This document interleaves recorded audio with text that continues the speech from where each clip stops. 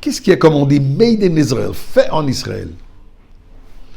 Les vêtements, probablement de la Chine. Les voitures, l'Europe, le Japon. La nourriture, quelle nourriture est israélienne? Falafel, je crois que ça vient de l'Irak. Hummus, d'un autre endroit, je crois le Liban. Ils adorent le schnitzel, mais ça c'est de l'Autriche, de Vienne.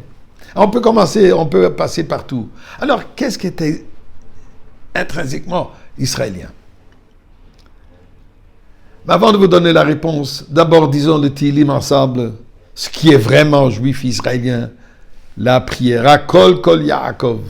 Alors disons ensemble le chapitre 100 de Tehillim, pour remercier Akadosh Baruch Hu pour les miracles et les miracles qu'il va faire, et le grand miracle bien sûr, Mashiach.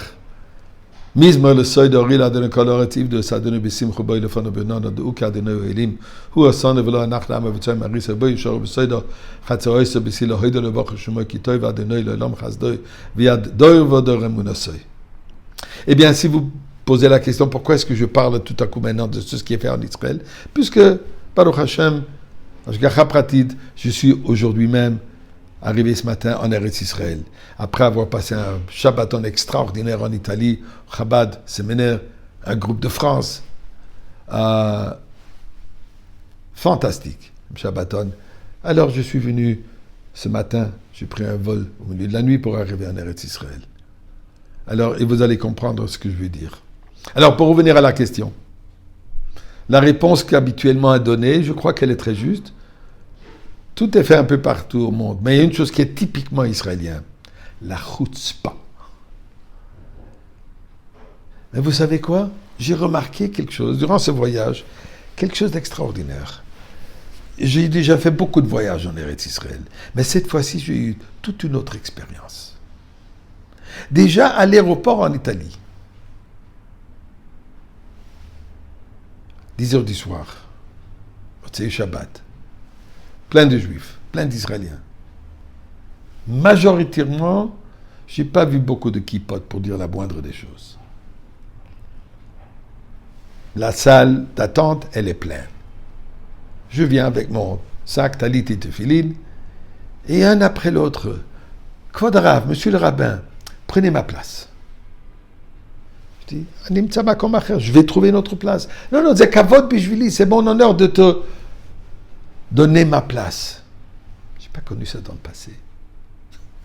Autre petite anecdote. Mon coussin de voyage s'est détaché de ma valise. Tombé par terre, j'ai essayé de m'en pencher pour le prendre. Et il y a une personne qui vient courir d'en face et dit « Tenni larim et zebishvilcha, laisse-moi. » Je dis « Monsieur, je suis capable de le faire moi-même, Baruch Hashem. Ma barbe, elle est peut-être un peu blanche, mais je ne suis pas si âgé que ça. Je peux le faire. » Là, au-delà, city mitzvah, yom. Aujourd'hui, je n'ai pas encore fait une mitzvah. Tenni lasot mitzvah. Permets-moi de faire une mitzvah. C'est pas typique israélien ce qu'on a connu. Plus que cela, dans l'avion. L'hôtesse d'air m'a dirigé. En réalité, elle s'est trompée, pas mon siège.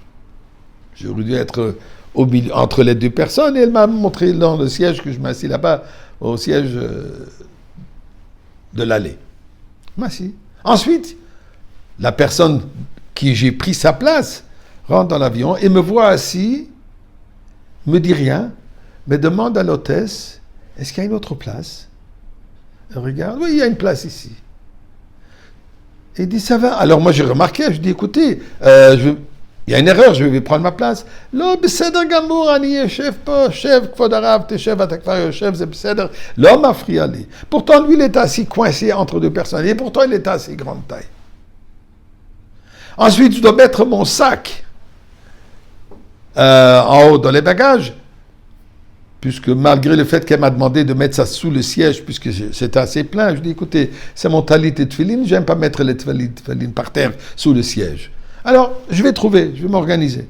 Je suis en train de mettre mes talit et tefillin en haut pour ce qu'on garde les sacs à main.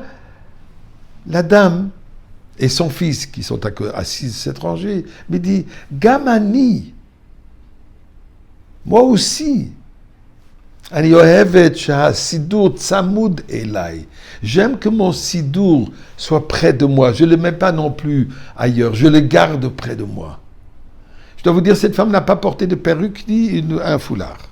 Okay? N'avait pas l'air d'une femme religieuse pour dire la moindre des choses. Ainsi que son fils. Pourtant, elle voulait savoir. Ma paracha shel Hashavua, איפה מופיע Moshiach בפרשה? Où est-ce qu'on trouve Mashiach dans la paracha? Puisque זה מה שקורה היום, נכון כבוד הרב? C'est ça ce qui se passe aujourd'hui, c'est la venue de Mashiach. ריבונו של עולם.